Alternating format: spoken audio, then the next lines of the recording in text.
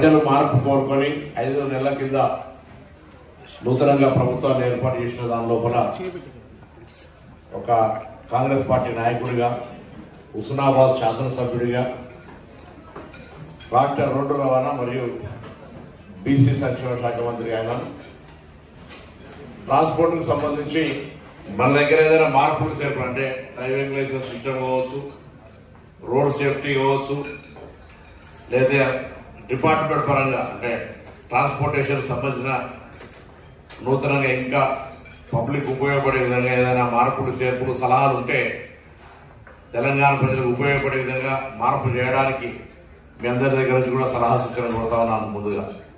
అదేవిధంగా మీ అందరి సహకారంతో ప్రభుత్వం తీసుకున్న నిర్ణయం ప్రకారంగా తెలంగాణ రాష్ట్ర రోడ్డు రవాణా సంస్థ ఆర్టీసీ 5 నెలల కాలం లోపలనే ఆపరేషనల్ లాస్ లేకుండా అంటే ప్రస్తుతం సంస్థ నడవడానికి సంబంధించి ఎక్కడ కూడా ఇబ్బంది లేకుండా ఉండే విధంగా సంస్థ ముందుకు పోతా ఉంది.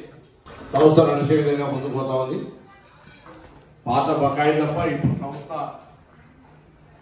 ఎక్కడ కూడా ఇబ్బంది లేకుండా మహిళలకు ఉచితంగా ఇస్తూ మహాలక్ష్మి ఉంటే ఇల్లు ఎట్లా కలకలాడుతూ ఆర్టీసీ బస్సులు కానీ బస్ స్టాండ్ కానీ కలకలాడుతూ ఆర్థికంగా కూడా సంస్థ స్వయం సమృద్ధిగా ఆపరేషన్ లాస్ లేకుండా ముందుకు వస్తుందనే మానవుడి సందర్భంగా మీ అందరికీ తెలియజేస్తా ఉన్నాం.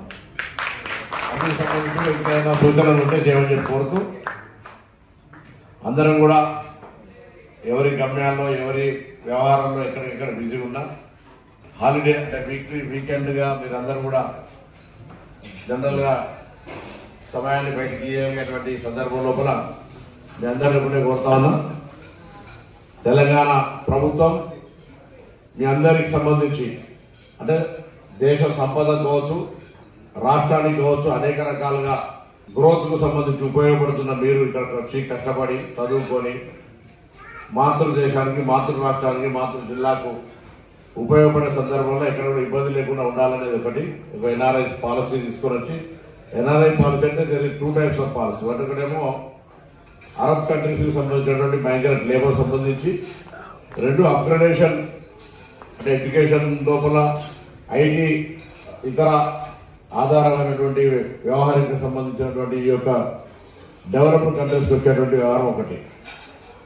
మనం 2 రకాలు తీసుకున్నట్టయితే ఐటీ రంగానికి సంబంధించిన ప్రభుత్వం ఎప్పటికప్పుడు అప్గ్రేడ్ కావాలని ప్రయత్నం చేస్తూ ఉంది. ఈ 5 నెలల్లో మనం ఆలోచన తీసుకొని ముందుకు పోయి హెడ్ క్వార్టరే కాకుండా 2 టైర్ 3 టైర్ దాకా కూడా పోవాలని ఆలోచన గతంలో ప్రభుత్వాలు చేసినాయి. అమలు ఎంత జరిగింది, ఎవరు జరిగింది కూడా భవిష్యత్తులో తప్పకుండా ఇంకా మరింతగా క్షేత్రస్థాయికి పోవాలనే ఆలోచన ముందుకున్నది.